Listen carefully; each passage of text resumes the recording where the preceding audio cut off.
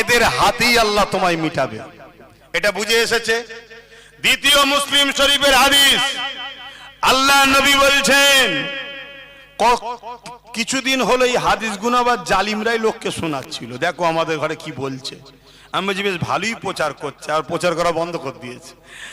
আল্লাহ রসুল বলছেন, যাদের কবরের ভয় আছে, ঈমান আছে, তারা আমার কথাকে শুনে সজাগ হবে। হবে না? হবে না? আল্লাহ নবী বলছেন, মিশকাত শরীফের হাদিস, আমার কথা না রাসূলুল্লাহর কথা, মিশকাত শরীফের হাদিস। আল্লাহ নবী বলছেন, কোন মুসলমান যদি জালিমকে, জালিম জানেন তো, যে জুলুম করে, অত্যাচার করে, চুরি করে, ডাকাতি করে, খুন করে, মারপিট করে, মসজিদ মাদ্রাসাকে খতম করে, জালিম না? জালিম নয়? আল্লাহ নবী বলছেন, কোন জালিমকে মুসলমান যদি জালিম জানার পরও শক্তিশালী করার জন্য তার সাথ দেয়, ওই মুসলমান ইসলাম থেকে বেরিয়ে যাবে। যে ইসলাম থেকে বেরিয়ে যায়, তার নামাজ, রোজা, দাড়ি, টুপি কিছু কাজে লাগবে? তাহলে কোন মুসলমান জালিমকে শক্তিশালী করার জন্য যদি সাথ দেয়, ওই মুসলমান ইসলাম থেকে বেরিয়ে যাবে। বলুন, ইসলাম থেকে বেরিয়ে যাবে। আপনারা কি ইসলাম থেকে বেরিয়ে যেতে রাজি আছেন? জোরে বলুন। তাহলে বলুন, কেন্দ্র সরকার জালিম না জালিম নয়? রাজ্য সরকার জালিম না জালিম নয়? এরা ওয়াকাফের দুশমন, হ্যাঁ কি না?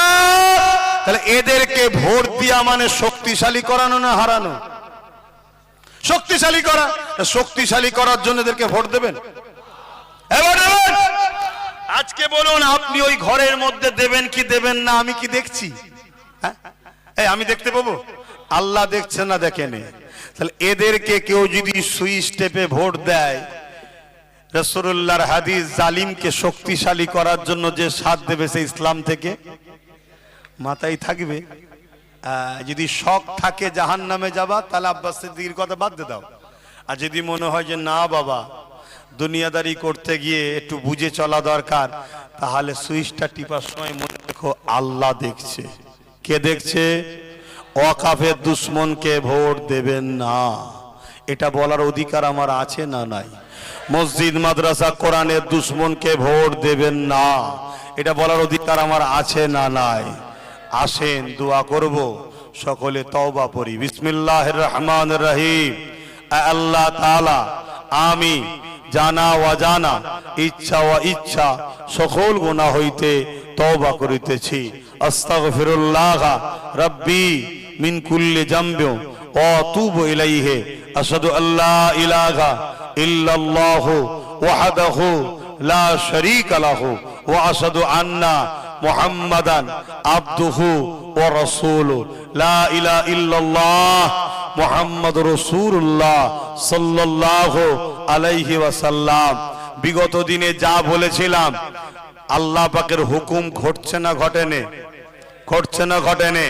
2020-তে বলেছিলাম নাগরিকত্ব কেড়ে নেবে, 2022-ও বলেছিলাম ভোটের লাইনে দাঁড়াবি, দেখবি নাগরিকত্ব ভোটার নাম নেই। বলেছি না বলিনি? দেখেছেন? কারা কারা দেখেছেন একটু হাত তোলেন। হাই, দেখেন, সব দেখে নিয়েছেন। বাপ রে বাপ। তাহলে আজকে বলে যাচ্ছি, যদি লড়াই করতে আমাদেরকে বলো তোমাদের হয়ে, তাহলে আমাদের হাতে কিছু লাঠি দিতে হবে। খালি হাতে লড়াই হয় না। কথা মাথায় ঢুকছে? আর না হয় বাপ যে যার দেখে লাও। যদি বিশ্বাস না থাকে, আমি আপনার জন্য কি করতে পারি? আপনি ডুবছেন, আমি হাত ধরে তুলছি, আপনি যদি হাত না ধরেন, আমি কি নেবে ডুববো আপনার সাথে? এক কথা বলেন। তাহলে আমি আপনাকে সব বুঝালাম, এরপরও যদি আপনি 500-1000-এ বিক্রি হন, আমার কিছু করার আছে? আমি একটা গল্প বলবো। হ্যাঁ, ওই একটা ভোটের সময় এখন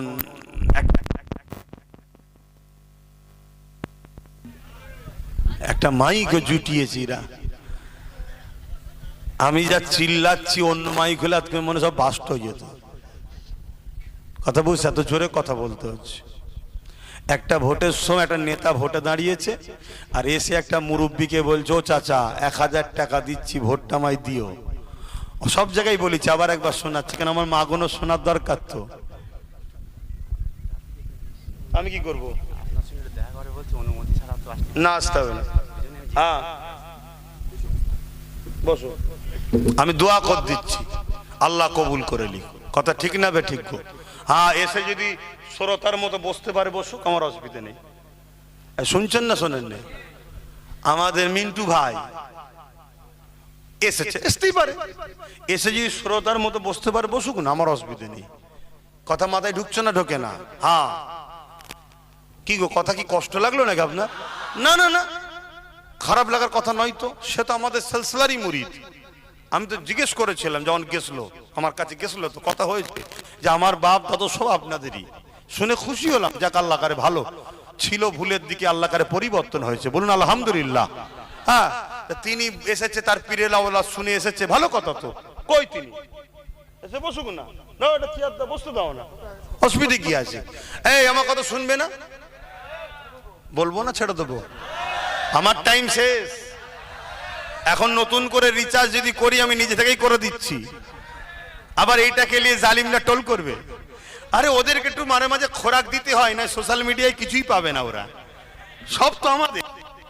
কি ওই জন্য খোরাক দিতে হয় মাঝে মাঝে। তো ভাইয়ের আমার, তো ওই নেতা এখন 1000 টাকা দিয়েছে, শুনছেন তো নাকি? দিয়ে বলছে বাবা চাচা একটু ভোটটা দিও। চাচাও খুব খারাপ চালাক ছিল, বলছে বাপ 1000 টাকা দিবি, ও তো শেষ হয়ে যাবে রে বাবা। তা এক কাজ কর, তুই একটা গাধা কিনে এনে দে, আমার তবু কাজে লাগবে। তো নেতা বাজারে গেছে, বাজার উ বাজার ঘুরে এসে বলছে চাচা গাধা তো পাচ্ছিনি। তখন ওই চাচা বলছে কেন, বেড়া ছাপাতে পাওয়া যায় তো, বুঝাবার জন্য বলছি, হিতা পাওয়া যায় হুতা। উনি বলছে হ্যাঁ আমি তো সব জায়গায় ঘুরেছি, কিন্তু গাধার দাম 25-30 হাজারের কমে নেই, অতএব তুমি 1000 টাকা রাখো, ভোটটা আমায় দিও। চাচা বলছে হারা 1000 টাকায় যদি গাধা না পাওয়া যায়, আমার দাম কি গাধার থেকেও কম? 1000 টাকায় কিনতে এসছিস, তা আপনারা কি 1000 টাকায় কেউ বিক্রি হবে? কেউ বিক্রি হবে? আমার আম্মা বোনেদের জন্য একটা কথা বলে যায়, আম্মা বোনেরা, হায় আম্মা 1000-1200 লিবার জন্য ছেলের চাকরি ফাকরি পড়াশোনার তো 12টা বেজে গেল। তা যা ভুল হয়েছে, সব থেকে নাম বেশি বাদ মায়েদের জাতের গেছে, তাই না? কেন বলেন তো? ওই যখন নিয়েছিল 1000, ওর বিনিময়ে ভোটার কার্ড আধার কার্ডের জেরক্স জমা দিতে হয়েছে না হয়নি? ওই আধার কার্ডে এক নাম, ভোটার কার্ডে আর এক নাম, এটা আমাদের আছে না নাই? ওইগুলো সব ঠান্ডা ঘরে মিলিয়ে দেখেছে, হারা মুসলমানকে ফাঁসানোর বিরাট লাইন আছে, দেখ কথা বুঝে আসছে। তবে আমি শেষ কথা বলে যাচ্ছি, আব্বাস সিদ্দিকীর ওপরে ভরসা কার কার আছে আরো একবার সাক্ষী তুলে তাকান। এ সত্য কথা, হাত নামান।